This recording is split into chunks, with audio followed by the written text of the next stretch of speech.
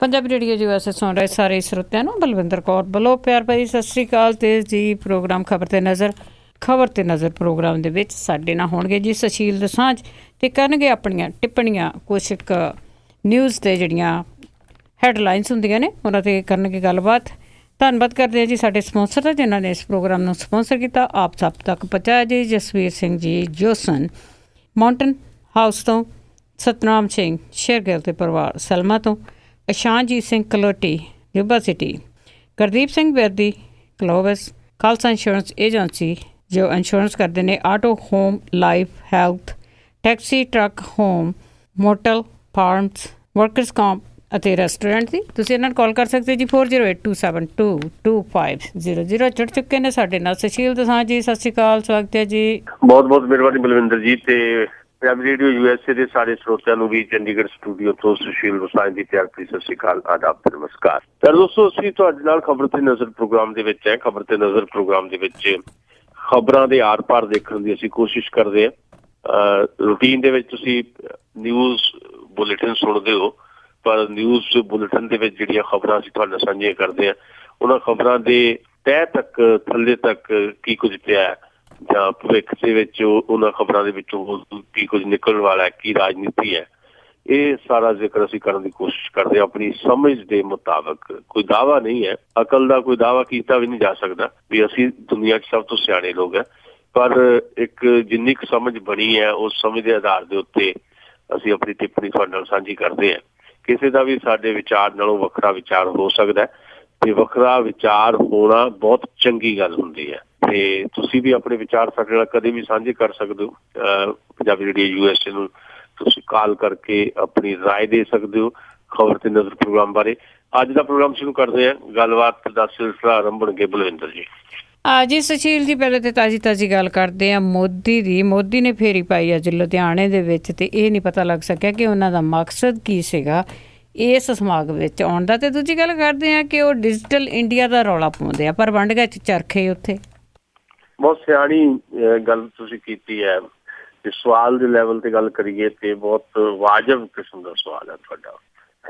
ਦੇਖੋ, 10 ਸਾਲਾਂ 'ਚ ਪਹਿਲੀ ਵਾਰ ਲੁਧਿਆਣੇ 'ਚ ਸਮਾਗਮ ਰਚਾਇਆ ਗਿਆ। ਸਮਾਲ ਸਕੇਲ ਇੰਡਸਟਰੀ ਜਿਹੜਾ ਵਰਲਡ ਹੈ ਸਾਡਾ ਸਮਾਲ ਸਕੇਲ ਇੰਡਸਟਰੀ ਦਾ, ਹਿੰਦੁਸਤਾਨ ਦਾ, ਉਹ ਜਿਹੜੇ ਸਮਾਲ ਸਕੇਲ ਇੰਡਸਟਰੀ ਦੇ ਵਿੱਚ ਜਿਹੜੇ ਲੋਕ ਕੰਮ ਕਰ ਰਹੇ ਨੇ ਉਹਨਾਂ ਨੂੰ, ਉਦਯੋਗਪਤੀਆਂ ਨੂੰ ਸਨਮਾਨਿਤ ਕਰਨ ਦਾ ਸਮਾਗਮ ਪਹਿਲੀ ਵਾਰ ਕੀਤਾ ਗਿਆ ਲੁਧਿਆਣੇ। ਜਿਹੜਾ ਤੁਹਾਡਾ ਸਵਾਲ ਹੈ ਵੀ ਇਹਦੀ ਵਜ੍ਹਾ ਕੀ ਹੈ? ਇਹਦੀ ਵਜ੍ਹਾ ਇਹ ਹੈ ਕਿ ਪੰਜਾਬ ਦੇ ਵਿੱਚ ਚੋਣਾਂ ਹੈ। ਦੂਜੀ ਗੱਲ, ਲੁਧਿਆਣੇ ਦੇ ਵਿੱਚ ਕਿਉਂਕਿ ਹੱਬ ਹੈ, ਇੰਡਸਟਰੀ ਦੀ ਹੱਬ ਹੈ ਲੁਧਿਆਣਾ। ਪੰਜਾਬ ਦੀ ਜਿਹੜੀ ਸਮਾਲ ਸਕੇਲ ਇੰਡਸਟਰੀ ਹੈ, ਭਾਵੇਂ ਸਮਾਲ ਸਕੇਲ ਇੰਡਸਟਰੀ ਪੰਜਾਬ ਦੇ ਵਿੱਚ ਬਹੁਤ ਮੰਦੇ ਹਾਲਾਂ 'ਚ ਹੈ ਇਸ ਵੇਲੇ, ਪਰ ਉਹਦੇ ਬਾਵਜੂਦ ਲੁਧਿਆਣਾ ਹੱਬ ਹੈ।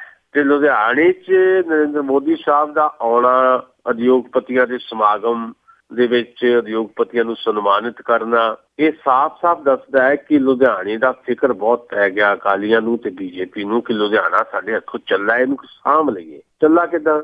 ਅਰਵਿੰਦ ਕੇਜਰੀਵਾਲ 9 ਗੇੜੇ ਲਾ ਚੁੱਕੇ ਲੁਧਿਆਣੇ ਦੇ ਪਿਛਲੇ ਸਮੇਂ 'ਚ, 4-6 ਮਹੀਨਿਆਂ 'ਚ 9 ਗੇੜੇ ਅਰਵਿੰਦ ਕੇਜਰੀਵਾਲ ਦੇ ਲੱਗੇ ਲੁਧਿਆਣੇ। ਤੇ 75,000 ਯੂਨਿਟਸ ਨੇ ਜਿਹੜੇ ਸਮਾਲ ਸਕੇਲ ਇੰਡਸਟਰੀ ਦੇ ਨੇ ਲੁਧਿਆਣੇ 'ਚ। 75,000 ਯੂਨਿਟਸ ਹੈ ਇੰਡਸਟਰੀ ਦੇ, ਜਿਹਦੇ 'ਚ 6 ਲੱਖ ਲੋਕ ਕੰਮ ਕਰਦੇ ਆ। ਅਰਵਿੰਦ ਕੇਜਰੀਵਾਲ ਹੋਰਾਂ ਨੇ ਬਕਾਇਦਾ ਵਾਰ-ਵਾਰ ਲੁਧਿਆਣੇ 'ਚ ਆ ਕੇ ਇਹ ਜਿਹੜੇ ਇੰਡਸਟਰੀ ਜਿਹੜੀ ਹੈ ਲੁਧਿਆਣੇ ਦੀ, ਇਹਦੇ 'ਚ ਜਿਹੜੇ ਐਕਟਿਵ ਲੋਕ ਨੇ ਉਹਨਾਂ ਨਾਲ ਮੁਲਾਕਾਤਾਂ ਕੀਤੀਆਂ ਤੇ ਬਕਾਇਦਾ ਇਹ ਕਿਹਾ ਕਿ ਅਸੀਂ ਇੰਡਸਟਰੀ ਜਿਹੜੀ ਹੈ ਪੰਜਾਬ ਦੇ ਵਿੱਚ, ਜੇ ਆਮ ਆਦਮੀ ਪਾਰਟੀ ਸਰਕਾਰ ਬਣਦੀ ਹੈ ਤੇ ਅਸੀਂ ਇਹਨੂੰ ਫੇਰ ਤੋਂ ਸੰਜੀਵਨੀ ਦਿਆਂਗੇ, ਇਹਨੂੰ ਜੀਵੰਤ ਕਰਾਂਗੇ।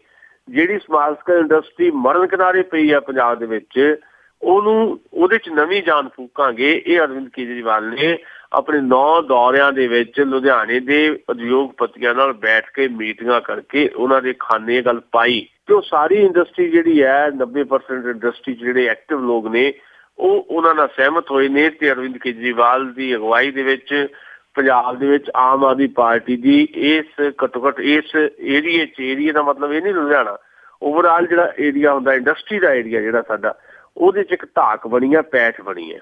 ਇਹ ਫਿਕਰ ਦਾ ਹਿੱਸਾ ਬਣ ਗਿਆ ਬਾਦਲ ਸਾਹਿਬ ਦਾ। ਉਹਨਾਂ ਨੂੰ ਚਿੰਤਾ ਲੱਗ ਗਈ ਜੇ ਇੰਡਸਟਰੀ ਸਾਡੇ ਹੱਥੋਂ ਨਿਕਲ ਗਈ, ਇੱਕ ਤਾਂ ਫੰਡਿੰਗ ਸਾਡੀ ਰੁਕ ਜਾਣੀ ਹੈ, ਦੂਜਾ ਇਹ ਹੈ ਕਿ ਵੋਟਾਂ ਦਾ ਬਹੁਤ ਵੱਡਾ ਨੁਕਸਾਨ ਹੋਣਾ ਕਿ 6 ਲੱਖ ਲੋਕ ਕੰਮ ਕਰਦੇ ਇੰਡਸਟਰੀ ਦੇ ਵਿੱਚ। ਤੇ ਨਾਲ ਦੀ ਨਾਲ ਅਰਵਿੰਦ ਕੇਜਰੀਵਾਲ ਨੇ ਇਹ ਵੀ ਕਿਹਾ ਸੀ ਵੀ 23 ਤਰੀਕ ਨੂੰ ਲੁਧਿਆਣੇ 'ਚ ਅਸੀਂ ਇੰਡਸਟਰੀਅਲ ਮੈਨੀਫੈਸਟੋ ਜਾਰੀ ਕਰਾਂਗੇ। ਆਮ ਆਦਮੀ ਪਾਰਟੀ ਜਿਹੜੀ ਹੈ 23 ਅਕਤੂਬਰ ਨੂੰ ਖੁਦ ਅਰਵਿੰਦ ਕੇਜਰੀਵਾਲ ਆਉਣਗੇ, ਟ੍ਰੇਡ ਇੰਡਸਟਰੀ ਵਾਸਤੇ ਇਲੈਕਸ਼ਨ ਮੈਨੀਫੈਸਟੋ ਜਾਰੀ ਕਰਨਗੇ। ਬਕਾਇਦਾ ਇਹਦਾ ਐਲਾਨ ਕਰ ਚੁੱਕੇ ਆ ਤੇ ਉਸੇ ਦਿਨ ਉਹ ਚੰਡੀਗੜ੍ਹ 'ਚ ਜਾ ਕੇ ਵਪਾਰੀਆਂ ਨੂੰ ਮਿਲਣਗੇ। ਉਸੇ ਦਿਨ ਸ਼ਾਮ ਨੂੰ 23 ਤਰੀਕ ਨੂੰ ਮੰਡੀ ਗੋਬਿੰਦਗੜ੍ਹ ਦੇ ਵਿੱਚ ਜਿਹੜੇ ਵਪਾਰੀ ਆ ਜਾਂ ਇੰਡਸਟਰੀ ਵਾਲੇ ਆ ਉਹਨਾਂ ਨਾਲ ਉਹਨਾਂ ਦੀ ਮੀਟਿੰਗ ਹੈ। 24 ਤਰੀਕ ਨੂੰ ਅਰਵਿੰਦ ਕੇਜਰੀਵਾਲ ਜਿਹੜੇ ਹੈ 24 ਅਕਤੂਬਰ ਨੂੰ ਜਲੰਧਰ ਤੇ ਬਠਿੰਡਾ 'ਚ ਵਪਾਰੀਆਂ ਨਾਲ ਮੀਟਿੰਗਾਂ ਕਰਨਗੇ, ਮੈਨੀਫੈਸਟੋ ਦੀ ਚਰਚਾ ਕਰਨਗੇ।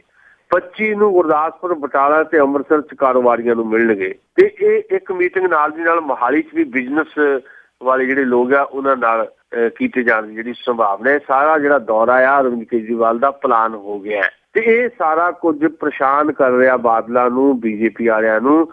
ਇਸ ਕਰਕੇ ਉਹਨਾਂ ਦੇ ਕੋਲ ਕੱਖ ਨਹੀਂ ਸੀ ਬਚਿਆ। ਉਹਨੂੰ ਲੱਗਾ ਕਿ ਜੇ ਮੋਦੀ ਸਾਹਿਬ ਨੂੰ ਬੁਲਾ ਲਈਏ, ਮੋਦੀ ਸਾਹਿਬ ਭਾਸ਼ਣ ਚੰਗਾ ਕਰ ਲੈਂਦੇ ਆ, ਵੀ ਸ਼ਾਇਦ ਅਸੀਂ ਲੁਧਿਆਣੇ 'ਚ ਵਪਾਰੀਆਂ ਨੂੰ ਇਕੱਠੇ ਕਰਕੇ ਜੇ ਇੱਕ ਮੋਦੀ ਸਾਹਿਬ ਦਾ ਭਾਸ਼ਣ ਕਰਾ ਕੇ ਕੋਈ ਲੋਲੀਪੌਪ ਦੇ ਦਈਏ ਇਹਨਾਂ ਵਪਾਰੀਆਂ ਨੂੰ, ਸਮਾਲ ਸਕੇਲ ਇੰਡਸਟਰੀ ਵਾਲਿਆਂ ਨੂੰ, ਸ਼ਾਇਦ ਜਿਹੜਾ ਆਮ ਆਦਮੀ ਪਾਰਟੀ ਦਾ ਪ੍ਰਭਾਵ ਬਣਿਆ ਇਹਨਾਂ 'ਚ ਉਹਨੂੰ ਖੋਰਾ ਲਾ ਸਕੀਏ, ਪਰ ਇਹ ਹੁੰਦਾ ਦਿਖਾਈ ਨਹੀਂ ਦੇ ਰਿਹਾ। ਸੋ ਇਹ ਮੋਟਿਵ ਸੀ ਮੋਦੀ ਸਾਹਿਬ ਨੂੰ ਬੁਲਾਉਣ ਦਾ। ਮੋਦੀ ਸਾਹਿਬ ਨੂੰ ਬੁਲਾਇਆ ਗਿਆ, ਤਰਲੇ ਕਰਕੇ ਲਿਆਂਦਾ ਗਿਆ ਕਿ ਸਾਡਾ ਬਚਾਅ ਕਰੋ ਆ ਕੇ ਲੁਧਿਆਣੇ 'ਚ, ਕਿ ਉਹ ਕਿੰਨਾ ਕੁ ਬਚਾਅ ਕਰ ਸਕੇ ਹੈ।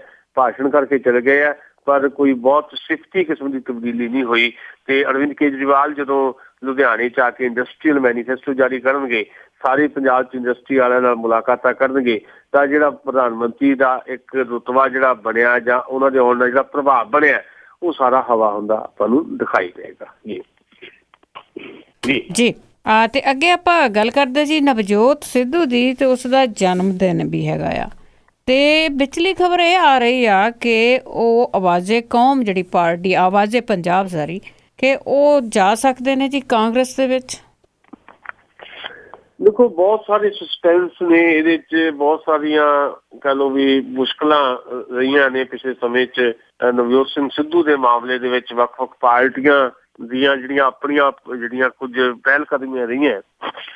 ਆਮ ਆਦਮੀ ਪਾਰਟੀ 'ਚ ਵੀ ਜਾਣ ਦੀ ਚਰਚਾ ਹੁੰਦੀ ਰਹੀ, ਆਪਾਂ ਇਹ 'ਤੇ ਲੰਬੀਆਂ ਗੱਲਾਂ ਕੀਤੀਆਂ, ਮੈਂ ਸਾਰੀਆਂ ਗੱਲਾਂ ਦੁਹਰਾਉਂਦਾ ਨਹੀਂ।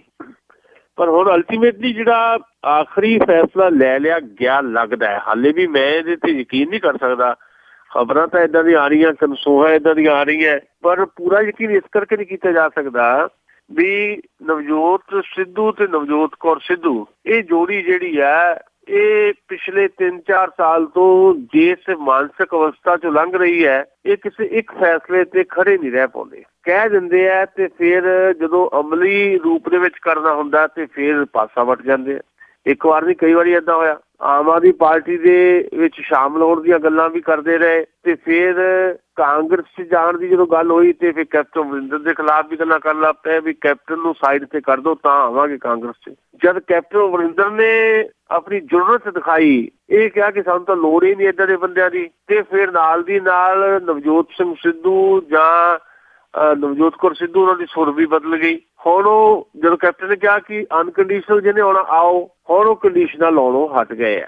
ਸੋ ਸਾਡੇ ਕੋਲ ਜਿਹੜੀ ਸੂਚਨਾ ਆ ਕਿ 20 ਅਕਤੂਬਰ ਨੂੰ ਯਾਨੀ ਕੱਲ ਨੂੰ ਭਾਰਤੀ ਸਮੇਂ ਦੇ ਮੁਤਾਬਕ ਜਦੋਂ ਜਨਮ ਦਿਨ ਹੈ ਨਵਜੋਤ ਸਿੰਘ ਸਿੱਧੂ ਦਾ, ਵੀ ਨਵਜੋਤ ਸਿੰਘ ਸਿੱਧੂ ਇਕੱਲੇ ਨਹੀਂ, ਆਵਾਜ਼ ਪੰਜਾਬ ਸਾਰਾ ਫਰੰਟ ਜਿਹੜਾ ਬਣਾਇਆ ਸੀ ਇਹਨਾਂ ਨੇ, ਜਿਹਦੇ ਵਿੱਚ ਸਿਮਰਜੀਤ ਬੈਂਸ ਤੇ ਬਲਵਿੰਦਰ ਬੈਂਸ ਜਿਹੜੇ ਦੋਵੇਂ ਭਰਾ ਲੁਧਿਆਣੇ ਵਾਲੇ, ਤੇ ਪ੍ਰਗਟ ਸਿੰਘ ਹੋਰੀ ਹਾਕੀ ਦੇ ਓਲੰਪੀਅਨ ਜਿਹੜੇ ਅਕਾਲੀ ਦਲ ਚੋਂ ਸਸਪੈਂਡ ਕੀਤੇ ਗਏ ਸੀ, ਕੱਢੇ ਗਏ ਸੀ, ਤੇ ਉਹ ਨਵਜੋਤ ਸਿੰਘ ਸਿੱਧੂ ਦੀ ਅਗਵਾਈ 'ਚ ਜਾ ਕੇ ਕਾਂਗਰਸ ਪਾਰਟੀ 'ਚ ਮਰਜ ਹੋ ਜਾਣਗੇ। ਇਹ ਕਨਸੋ ਆ। ਮੈਂ ਯਕੀਨੀ ਇਸ ਕਰਕੇ ਨਹੀਂ ਕਹਿੰਦਾ ਕਿ ਜਿੱਦਾਂ ਮੈਂ ਕਿਹਾ ਵੀ ਨਵਜੋਤ ਸਿੰਘ ਸਿੱਧੂ ਦਾ ਕੱਖ ਨਹੀਂ ਪਤਾ, ਨਵਜੋਤ ਕੌਰ ਸਿੱਧੂ ਦਾ ਕੱਖ ਨਹੀਂ ਪਤਾ ਵੀ ਉਹਨਾਂ ਨੇ ਇਮੀਡੀਏਟ ਕੀ ਫੈਸਲਾ ਲੈਣਾ। ਜਿੱਦਾਂ ਆਵਾਜ਼ ਪੰਜਾਬ ਫਰੰਟ ਬਣਾਇਆ ਸੀ, ਜਿਸ ਗੱਜ ਵੱਜ ਕੇ ਜਿੱਦਾਂ ਉਹਨਾਂ ਨੇ ਚੰਡੀਗੜ੍ਹ ਪ੍ਰੈਸ ਕਲੱਬ 'ਚ ਪ੍ਰੈਸ ਕਾਨਫਰੰਸ ਕਰਕੇ ਦਾ ਐਲਾਨ ਕੀਤਾ ਸੀ ਤੇ ਲਾਲਾ ਪੂਰੀ ਪੰਜਾਬ 'ਚ ਹੋ ਗਈ ਸੀ, ਉਹ ਸਾਰੀਆਂ ਚੀਜ਼ਾਂ ਰਿਵਰਸ ਹੋ ਗਈਆਂ ਆਪਣੇ ਦੇਖਦਿਆਂ ਤੇ ਭਵਰ ਦੇ ਵਿੱਚ ਫਸਾ ਦਿੱਤਾ ਇਹਨਾਂ ਨੇ। ਸਗੋਂ ਨਵਜੋਤ ਸਿੰਘ ਸਿੱਧੂ ਨੇ ਬੈਂਸ ਭਰਾਵਾਂ ਨੂੰ ਵੀ ਤੇ ਪ੍ਰਗਟ ਸਿੰਘ ਨੂੰ ਵੀ। ਪ੍ਰਗਟ ਸਿੰਘ ਹੋਰਾਂ ਦਾ ਲਗਭਗ ਤੈਅ ਹੋ ਚੁੱਕਾ ਕਿ ਉਹਨਾਂ ਨੇ ਕਾਂਗਰਸ ਹੀ ਜਾਣਾ ਹੈ। 1-2 ਮੀਟਿੰਗਾਂ ਵੀ ਉਹਨਾਂ ਦੀਆਂ ਹੋ ਗਈਆਂ ਕੈਪਟਨ ਅਮਰਿੰਦਰ ਸਿੰਘ ਦੇ ਨਾਲ, ਤੇ ਜਿਸ ਮੁੱਦੇ ਤੇ ਉਹ ਵਿਰੋਧ ਕਰ ਰਹੇ ਸੀ ਅਕਾਲੀ ਦਲ ਦਾ, ਉਸੇ ਮੁੱਦੇ ਤੇ ਇੰਦਰਵੀਰ ਸਿੰਘ ਬੁਲਾਰੀਆ ਨੇ ਵਿਰੋਧ ਕੀਤਾ ਸੀ। ਇੰਦਰਵੀਰ ਸਿੰਘ ਬੁਲਾਰੀਆ ਪਹਿਲਾਂ ਹੀ ਜਾ ਚੁੱਕੇ ਆ ਕਾਂਗਰਸ 'ਚ ਤੇ ਪ੍ਰਗਟ ਸਿੰਘ ਵੀ ਚਲੇ ਜਾਣਗੇ। ਜੇ ਨਵਜੋਤ ਸਿੰਘ ਸਿੱਧੂ ਕੱਲ ਜਾਂਦੇ ਆ ਤੇ ਉਹ ਇਕੱਲੇ ਨਹੀਂ ਜਾਣਗੇ, ਇਹਨਾਂ ਨੂੰ ਨਾਲ ਲੈ ਕੇ ਜਾਣਗੇ। ਸ਼ਰਤਾਂ ਕੀ ਤੈਅ ਹੋਈਆਂ ਉਹ ਹਲੇ ਓਪਨ ਹੋਈਆਂ ਨਹੀਂ, ਪਰ ਮੈਨੂੰ ਇਹ ਲੱਗਦਾ ਹੈ ਵੀ ਕਾਂਗਰਸ ਨੇ ਇਹ ਕਹਿ ਦਿੱਤਾ ਹੈ ਕਿ 2-3 ਸੀਟਾਂ ਤਾਂ ਤੁਹਾਡੀਆਂ ਪੱਕੀਆਂ, 2 ਲੁਧਿਆਣੇ ਵਾਲੀਆਂ, 1 ਪ੍ਰਗਟ ਸਿੰਘ ਵਾਲੀ ਤੁਹਾਨੂੰ ਦੇ ਦਾਂਗੇ, 1 ਨਵਜੋਤ ਕੌਰ ਸਿੱਧੂ ਵਾਲੀ ਪੱਕੀ, 4 ਸੀਟਾਂ ਪੱਕੀਆਂ, 1 ਅੱਧੀ ਹੋਰ ਸੀਟ ਜਿਹੜੀ ਤੁਸੀਂ ਕਹੋਗੇ ਤੁਹਾਨੂੰ ਦੇ ਦਾਂਗੇ। ਪਰ ਸਰਕਾਰ ਜੇ ਬਣਦੀ ਕਾਂਗਰਸ ਦੀ ਤਾਂ ਫਿਰ ਨਵਜੋਤ ਕੌਰ ਸਿੱਧੂ ਨੂੰ ਮੰਤਰੀ ਵੀ ਬਣਾ ਦਾਂਗੇ, ਪਰ ਨਵਜੋਤ ਸਿੰਘ ਸਿੱਧੂ ਨੂੰ ਪੰਜਾਬ 'ਚ ਕੱਖ ਨਹੀਂ ਮਿਲਣਾ। ਵੱਧ ਤੋਂ ਵੱਧ ਇਹ ਹੈ ਕਿ ਅਗਲੀ ਲੋਕ ਸਭਾ ਚੋਣਾਂ 'ਚ ਅੰਮ੍ਰਿਤਸਰ ਦੀ ਸੀਟ ਜਿਹੜੀ ਜਾਂ ਜਦੋਂ ਜੇ ਕੈਪਟਨ ਅਮਰਿੰਦਰ ਦੀ ਸਰਕਾਰ ਬਣਦੀ ਹੈ ਤੇ ਕੈਪਟਨ ਜਿੱਤ ਜਾਂਦੇ ਆਪਣੀ ਸੀਟ ਵਿਧਾਨ ਸਭਾ ਦੀ, ਤਾਂ ਉਹ ਸੀਟ ਛੱਡਣਗੇ ਅੰਮ੍ਰਿਤਸਰ ਵਾਲੀ, ਉਹ ਸੀਟ ਨਵਜੋਤ ਸਿੰਘ ਸਿੱਧੂ ਨੂੰ ਦੇ ਦਿੱਤੀ ਜਾਏਗੀ। ਇੱਥੇ ਇੱਕ ਗੱਲਬਾਤ ਜਿਹੜੀ ਤੈਅ ਵੈ ਹੋਈ ਆ ਤੇ ਸੰਭਾਵਨਾ ਹੈ ਵੀ ਕੱਲ ਨੂੰ ਇੱਕ ਨਵਾਂ ਸਿਨੈਰੀਓ ਅਸੀਂ ਪੰਜਾਬ ਦੇ ਵਿੱਚ ਦੇਖ ਸਕਾਂਗੇ। ਜੀ ਤੇ ਅੱਗੇ ਆਪਾਂ ਗੱਲ ਕਰਦੇ ਹਾਂ ਜੀ ਗੁਰਪ੍ਰੀਤ ਘੁੱਗੀ ਦੀ ਤੇ ਭਗਵੰਤ ਮਾਨ ਦੀ। ਇਹਨਾਂ ਦੀ ਜਿਹੜੀ ਬਿਆਨਬਾਜ਼ੀ ਹੋ ਰਹੀ ਆ, ਬਿਆਨ ਦੇ ਰਹੇ ਆ, ਮੈਂ ਉੱਥੋਂ ਚੋਣ ਲੜੂੰਗਾ, ਮੈਂ ਉੱਥੋਂ ਚੋਣ ਲੜੂੰਗਾ, ਤੇ ਕੀ ਇਹਨਾਂ ਦੀਆਂ ਦਾਅਵੇਦਾਰੀਆਂ ਆ? ਦੇਖੋ, ਭਗਵੰਤ ਮਾਨ ਤਾਂ ਕਾਫੀ ਦੇਰ ਤੋਂ ਕਹਿ ਰਹੇ ਆ ਕਿ ਮੈਨੂੰ ਜੇ ਪਾਰਟੀ ਟਿਕਟ ਦੇਵੇ ਤੇ ਮੈਂ ਸੁਖਬੀਰ ਸਿੰਘ ਬਾਦਲ ਦੇ ਖਿਲਾਫ ਚੋਣ ਲੜਨੀ ਚਾਹੁੰਦਾ। ਭਗਵੰਤ ਮਾਨ ਕਾਫੀ ਦੇਰ ਤੋਂ ਗੱਲ ਕਹਿ ਰਹੇ ਆ। ਭਗਵੰਤ ਮਾਨ ਬਾਰੇ ਅਸੀਂ ਅੱਗੇ ਵੀ ਗੱਲ ਕੀਤੀ ਹੈ ਕਿ ਮੈਂਬਰ ਪਾਰਲੀਮੈਂਟ ਉਹ ਬਣ ਗਏ 2 ਲੱਖ ਤੋਂ ਜ਼ਿਆਦਾ ਵੋਟਾਂ ਦੇ ਫਰਕ ਨਾਲ ਜਿੱਤ ਕੇ ਸੁਖਦੇਵ ਸਿੰਘ ਢੀਂਡਸੇ ਨੂੰ ਹਰਾ ਕੇ ਸੰਗਰੂਰ ਤੋਂ। ਪਰ ਜਦੋਂ ਉਹਨਾਂ ਨੂੰ ਲੱਗਾ ਕਿ ਪੰਜਾਬ ਦੇ ਵਿੱਚ ਆਮ ਆਦਮੀ ਪਾਰਟੀ ਇੱਕ ਬਹੁਤ ਵੱਡੀ ਤਾਕਤ ਦੇ ਰੂਪ ਦੇ ਵਿੱਚ ਸਾਹਮਣੇ ਆ ਰਹੀ ਹੈ ਤੇ ਸਰਕਾਰ ਬਣਨ ਦੀ ਸੰਭਾਵਨਾ ਵੀ ਹੈ, ਤੇ ਉਹਨਾਂ ਦੇ ਮਨ ਦੇ ਵਿੱਚ ਉਹ ਜਜ਼ਬਾ ਪੈਦਾ ਹੋ ਗਿਆ ਜਾਂ ਉਹ ਲਾਲਸਾ ਪੈਦਾ ਹੋ ਗਈ ਕਿ ਮੈਂ ਪੰਜਾਬ ਦੀ ਮੁੱਖ ਮੰਤਰੀ ਦੀ ਕੁਰਸੀ ਤੇ ਬਹਿਣਾ। ਉਹਨਾਂ ਦੇ ਅੱਖਾਂ 'ਚ ਸੁਪਨੇ ਤੈਰਨ ਲੱਗ ਪਏ। ਦੀ ਗੱਲ ਅਸੀਂ ਅੱਗੇ ਵੀ ਕੀਤੀ ਹੈ। ਇਸ ਕਰਕੇ ਫਿਰ ਆਪਣੀ ਜਿਹੜੀ ਦਾਅਵੇਦਾਰੀ ਹੈ ਉਹਨੂੰ ਪ੍ਰਮਾਣਿਤ ਕਰਨ ਵਾਸਤੇ ਜਾਂ ਉਹਨੂੰ ਪੁਖਤਾ ਕਰਨ ਵਾਸਤੇ ਭਗਵੰਤ ਮਾਨ ਹੋਰੀ ਬਾਰ-ਬਾਰ ਇਹ ਗੱਲ ਕਹਿ ਰਿਹਾ ਕਿ ਜੇ ਮੈਨੂੰ ਚੋਣ ਲੜਾਉਣੀ ਹੈ ਤਾਂ ਲੜਾਓ ਸੁਖਬੀਰ ਬਾਦਲ ਦੇ ਖਿਲਾਫ, ਕਿਉਂਕਿ ਉਹਨੂੰ ਲੱਗਦਾ ਕਿ ਸੁਖਬੀਰ ਬਾਦਲ ਅਨਓਫੀਸ਼ੀਅਲੀ ਸੀਐਮ ਦੇ ਕੈਂਡੀਡੇਟ ਅਕਾਲੀ ਦਲ ਵੱਲੋਂ, ਭਾਵੇਂ ਐਲਾਨੇ ਨਹੀਂ ਗਏ ਪਰ ਉਹਦੇ ਬਾਵਜੂਦ ਸੀਐਮ ਦੇ ਕੈਂਡੀਡੇਟ ਅਕਾਲੀ ਦਲ ਵੱਲੋਂ ਹੁਣ ਸੁਖਬੀਰ ਬਾਦਲ ਹੀ ਹੈ। ਸੁਖਬੀਰ ਬਾਦਲ ਦੇ ਖਿਲਾਫ ਲੜੂੰਗਾ, ਜਿੱਤੂੰਗਾ, ਮੇਰਾ ਦਾਅਵਾ ਮਜ਼ਬੂਤ ਹੋ ਜਾਊਗਾ ਵੀ ਦੇਖੋ ਮੈਂ ਮੁੱਖ ਮੰਤਰੀ ਦਾ ਉਮੀਦਵਾਰ ਸਹੀ ਹੈ। ਅੱਛਾ, ਉਹਦੇ ਤੋਂ 2 ਕਦਮ ਅੱਗੇ ਜਾਂਦਿਆਂ ਉਹਦੇ ਹੀ ਮਿੱਤਰ ਤੇ ਉਹਦੇ ਵੱਲੋਂ ਲਿਆਂਦੇ ਗਏ ਆਮ ਆਦਮੀ ਪਾਰਟੀ ਦੇ ਵਿੱਚ 4-6 ਮਹੀਨੇ ਪਹਿਲਾਂ ਗੁਰਪ੍ਰੀਤ ਵੜੈਚ ਸਾਹਿਬ, ਜਿਹੜੇ ਹੁਣ ਵੜੈਚ ਸਾਹਿਬ ਹੋ ਗਏ ਨੇ, ਪਹਿਲਾਂ ਘੁੱਗੀ ਹੁੰਦੇ ਸੀ, ਉਹਨਾਂ ਤੋਂ ਵੀ ਅੱਗੇ ਜਾਂਦਿਆਂ, ਭਗਵੰਤ ਮਾਨ ਤੋਂ ਵੀ ਅੱਗੇ ਜਾਂਦਿਆਂ ਇਹ ਕਹਿਤਾ ਵੀ ਮੈਂ ਤਾਂ ਲੰਬੀ ਤੋਂ ਸਰਦਾਰ ਪ੍ਰਕਾਸ਼ ਸਿੰਘ ਬਾਦਲ ਦੇ ਖਿਲਾਫ ਚੋਣ ਲੜਨਾ ਚਾਹੁੰਦਾ।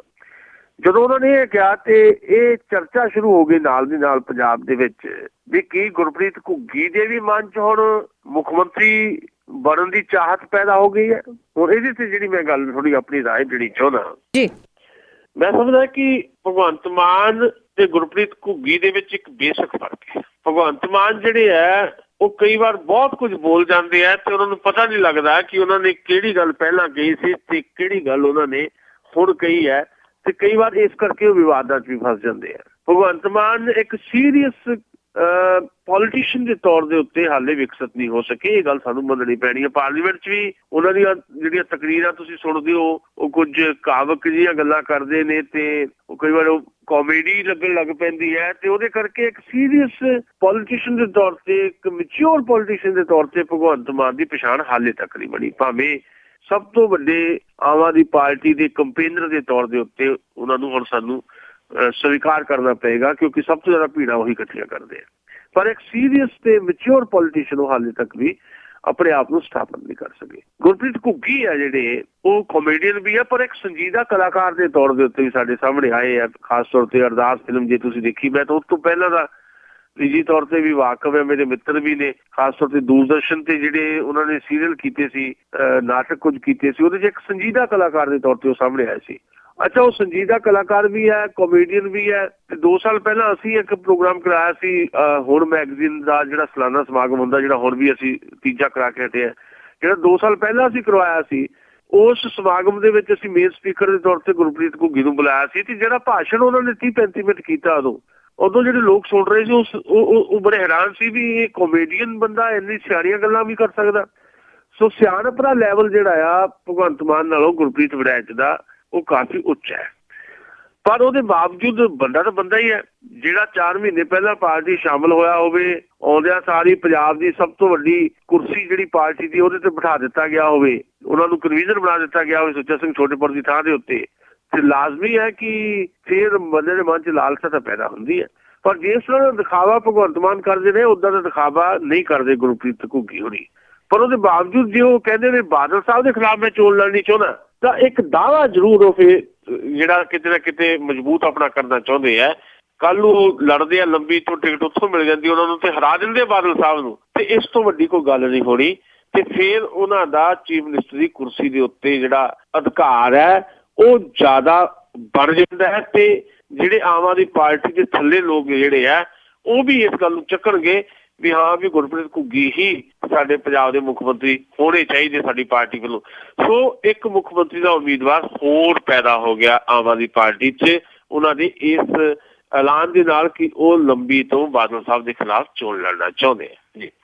ਜੀ ਤੇ ਅੱਗੇ ਆਪਾਂ ਗੱਲ ਕਰਦੇ ਜੀ, ਜਦੋਂ ਇਲੈਕਸ਼ਨਾਂ ਹੁੰਦੀਆਂ ਆ ਉਦੋਂ ਜਿਹੜੇ ਤਾਂ ਮੁਲਾਜ਼ਮ ਵੀ ਆ, ਅਨਪਲਾਈ ਵਾਲੇ ਵੀ ਹੈਗੇ ਆ, ਉਸ ਟਾਈਮ ਦੇ ਉੱਤੇ ਜਿਹੜੇ ਮੁਜ਼ਾਹਰੇ ਬੜੇ ਹੁੰਦੇ ਆ, ਸਰਕਾਰਾਂ ਨੂੰ ਬੜਾ ਘੇਰਦੇ ਆ। ਇਸੇ ਤਰ੍ਹਾਂ ਹੁਣ ਫਿਰ ਜਿਹੜੇ ਮੁਲਾਜ਼ਮ ਆ ਉਹ ਬਾਦਲ ਸਰਕਾਰ ਨੂੰ ਘੇਰਨਗੇ।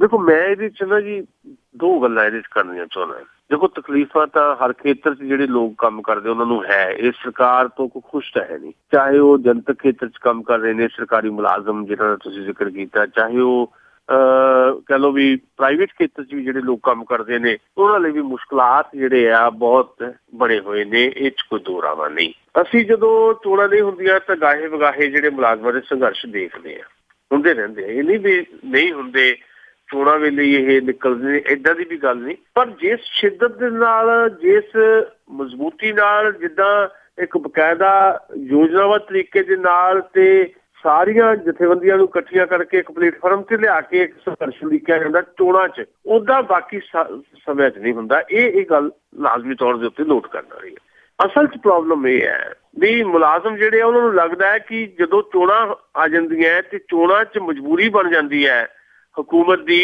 ਵੀ ਇਹਨਾਂ ਦੀ ਗੱਲ ਥੋੜ੍ਹੀ ਬਹੁਤ ਮੰਨ ਲਓ, ਜੇ 10 ਮੰਗਾਂ ਰੱਖਦੇ ਆ 4 ਮੰਨ ਲਓ ਤਾਂ ਸਾਡਾ ਭਲਾ ਹੋਊਗਾ, ਨਹੀਂ ਤਾਂ ਇਹ ਚੋਣਾਂ 'ਚ ਸਾਡੇ ਖਿਲਾਫ ਭੁਗਤਣਗੇ ਨਹੀਂ, ਇਕੱਲੇ ਨਹੀਂ ਭੁਗਤਦੇ ਪਏ, ਕਿਉਂਕਿ ਮੁਲਾਜ਼ਮ ਜਿਹੜੇ ਆ ਸਰਕਾਰੀ ਮੁਲਾਜ਼ਮ, ਕੋਈ ਟੀਚਰ ਆ, ਕੋਈ ਵੱਖਰੇ ਮਹਿਕਮੇ ਦੇ ਵਿੱਚ, ਉਹਨਾਂ ਦਾ ਇੱਕ ਰੁਤਬਾ ਵੀ ਆਪਣੇ ਪਿੰਡਾਂ 'ਚ ਆਪਣੇ ਇਲਾਕਿਆਂ 'ਚ ਹੁੰਦਾ, ਉਹਨਾਂ ਦੇ ਕਹੇ ਤੇ ਲੋਕ ਵੋਟ ਵੀ ਪਾਉਂਦੇ ਆ।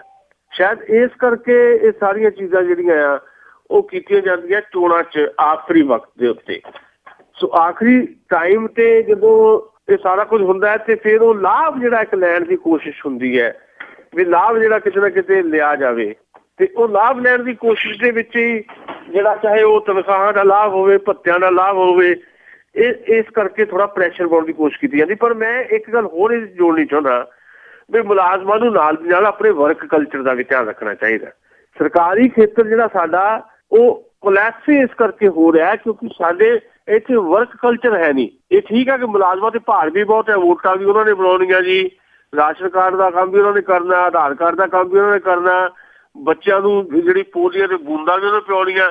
ਅਸੀਂ ਚਾਹੁੰਦੇ ਸਰਕਾਰ ਉਹਨਾਂ ਤੋਂ ਵਿੱਦਿਅਕ ਕੰਮ ਲਵੇ, ਗੈਰ ਵਿੱਦਿਅਕ ਕੰਮ ਇਹਨਾਂ ਤੋਂ ਲਏ ਜਾਂਦੇ ਆ ਤੇ ਇਸੇ ਕਰਕੇ ਉਹਨਾਂ 'ਚ ਵਰਕ ਕਲਚਰ ਨਹੀਂ ਪੈਦਾ ਹੁੰਦਾ। ਉਹ ਵੀ ਫਿਰ ਸਕੂਲਾਂ ਦੇ ਵਿੱਚ ਜਾਂ ਕਿਤੇ ਵੀ ਉਹ ਬਹੁਤਾ ਸਮਾਂ ਨਹੀਂ ਲਾਉਂਦੇ, ਜਿਹੜਾ ਉਹਨਾਂ ਦਾ ਕੰਮ ਆ ਬੱਚਿਆਂ ਨੂੰ ਪੜ੍ਹਾਉਣ ਦਾ ਜਾਂ ਬਾਕੀ ਮੁਲਾਜ਼ਮ ਜਿਹੜੇ ਵੀ ਮਹਿਕਮੇ 'ਚ ਹੈ ਲੋਕਾਂ ਨੂੰ ਸੇਵਾਵਾਂ ਦੇਣ ਦਾ, ਉਹਦੇ ਤੋਂ ਪਾਸਾ ਵੱਟ ਲੈਂਦੇ ਆ ਤੇ ਗੈਰ ਵਿੱਦਿਅਕ ਕੰਮ ਜਿਹੜੇ ਉਹਨਾਂ ਤੋਂ ਕਰਵਾ ਲਏ ਜਾਂਦੇ ਆ ਤੇ ਉਹਦੇ 'ਚ ਉਹਨਾਂ ਨੂੰ ਝੋਕ ਦਿੱਤਾ ਜਾਂਦਾ।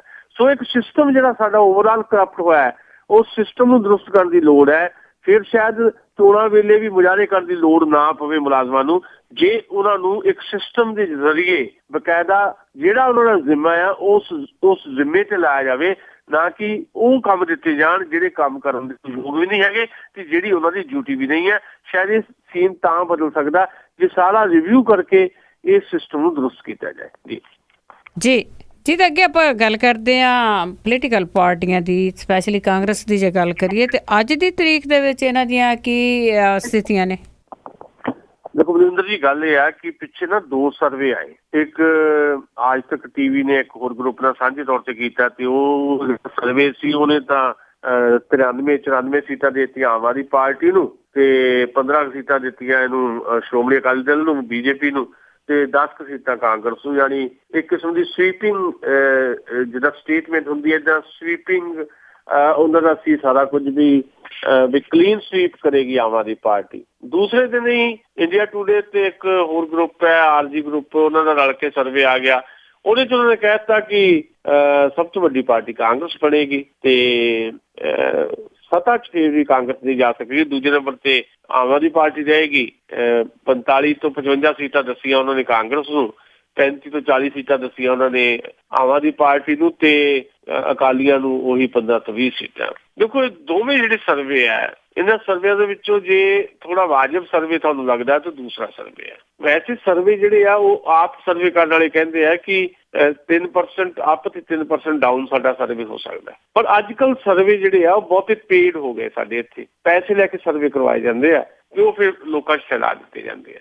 ਮੇਰੀ ਆਪਣੀ ਜਿਹੜੀ ਧਾਰਨਾ ਹੈ ਜਾਂ ਜੋ ਮੈਂ ਮਹਿਸੂਸ ਕਰਦਾ ਅੱਜ ਦੀ ਤਰੀਕ ਦੇ ਵਿੱਚ, ਤੇ ਮੈਂ ਸਮਝਦਾ ਕਿ ਮੈਂ ਅੱਗੇ ਵੀ ਇਹ ਗੱਲ ਕਹੀ ਹੈ ਤੇ ਮੈਂ ਉਹਦੇ ਤੇ ਸਟੈਂਡ ਕਰਦਾ ਵੀ ਅੱਜ ਦੀ ਤਰੀਕ ਦੇ ਵਿੱਚ ਵੀ ਭਾਵੇਂ ਲੀਡਿੰਗ ਸਿਚੁਏਸ਼ਨ ਦੇ ਵਿੱਚ ਦਿਖਾਈ ਦੇ ਰਹੀ ਹੋਵੇ ਸਾਨੂੰ ਆਮ ਆਦਮੀ ਪਾਰਟੀ, ਉਹਦੇ ਬਾਵਜੂਦ ਮੇਰਾ ਦਾਅਵਾ ਆ ਕਿ ਅੱਜ ਜੇ ਚੋਣਾਂ ਹੋ ਜਾਣ ਤੇ ਸੱਤਾ ਜਿਹੜੀ ਹੈ ਇਹਨਾਂ ਤਿੰਨਾਂ ਧਿਰਾਂ ਚੋਂ ਕਿਸੇ ਦੇ ਕੋਲ ਨਹੀਂ ਹੋਣੀ।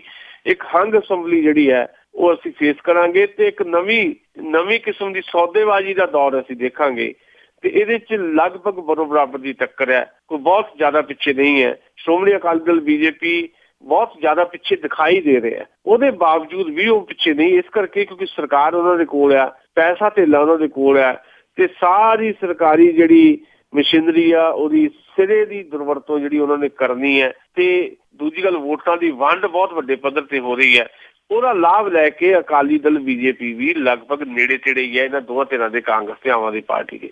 ਪਰ ਉਹਦੇ ਬਾਵਜੂਦ ਆਮ ਆਦਮੀ ਪਾਰਟੀ ਤੇ ਕਾਂਗਰਸ ਥੋੜਾ ਨੇੜੇ ਰਹਿਣਗੀਆਂ, ਅਕਾਲੀ ਦਲ ਥੋੜਾ ਇਹਨਾਂ ਤੋਂ ਪਛੜੇਗਾ। ਜੋ ਮੈਨੂੰ ਲੱਗਦਾ ਕੱਲ ਨੂੰ ਨਵੀਆਂ ਡਿਵੈਲਪਮੈਂਟਸ ਹੁੰਦੀਆਂ, ਜਿੱਦਾਂ ਅਸੀਂ ਹੁਣੇ ਜ਼ਿਕਰ ਕੀਤਾ ਵੀ ਨਵਜੋਤ ਸਿੰਘ ਸਿੱਧੂ ਜਾਂ ਆਵਾਜ਼ੇ ਪੰਜਾਬ ਫਰੰਟ ਦੇ ਜਿਹੜੇ ਲੋਕ ਹੈ ਉਹ ਮਰਜ ਹੋ ਜਾਂਦੇ ਆ ਕਾਂਗਰਸ ਦੇ ਵਿੱਚ, ਤਾਂ ਸਥਿਤੀ ਥੋੜੀ ਬਦਲੇਗੀ ਤੇ ਕਾਂਗਰਸ ਦਾ ਹੱਥ ਥੋੜਾ ਉੱਤੇ ਹੋਏਗਾ ਜੇ ਏਦਾਂ ਹੁੰਦਾ ਤਾਂ। ਤੇ ਪਰ ਕੱਲ ਦੀ ਸਥਿਤੀ ਕੱਲ ਵਿਚਾਰਾਂਗੇ। ਅੱਜ ਦੀ ਸਥਿਤੀ ਦੇ ਵਿੱਚ ਅੱਜ ਹੀ ਚੋਣਾਂ ਹੁਣੇ ਹੋ ਜਾਣ ਤਾਂ ਇੱਕ ਹੰਗ ਅਸੈਂਬਲੀ ਤੇ ਉਹਦੇ 'ਚ ਆਮ ਆਦਮੀ ਪਾਰਟੀ ਥੋੜੀ ਲੀਡਿੰਗ ਪੋਜੀਸ਼ਨ ਸਾਨੂੰ ਦਿਖਾਈ ਦੇ ਰਹੀ ਹੈ। ਜੀ ਥੈਂਕ ਯੂ ਸੁਸ਼ੀਲ ਜੀ, ਬਹੁਤ ਬਹੁਤ ਧੰਨਵਾਦ। ਬਹੁਤ ਬਹੁਤ ਸ਼ੁਕਰੀਆ ਜੀ, ਮਿਹਰਬਾਨੀ। ਤੇ ਸਰੋਤਿਓ ਇਹ ਸਨ ਸੁਸ਼ੀਲ ਦਸਾਂਝ ਜੋ ਆਪਣੀ ਟਿੱਪਣੀ ਕਰਦੇ ਨੇ ਜੀ ਖਬਰਾਂ ਤੇ। ਹੁਣ ਬਲਵਿੰਦਰ ਕੌਰ ਵੱਲੋਂ ਵੀ ਅਗਲੇ ਬੁਲਟਨ ਤੱਕ ਆਪ ਸਭ ਨੂੰ ਹੀ ਪਿਆਰ ਭਰੀ ਸਤਿ ਸ੍ਰੀ ਅਕਾਲ।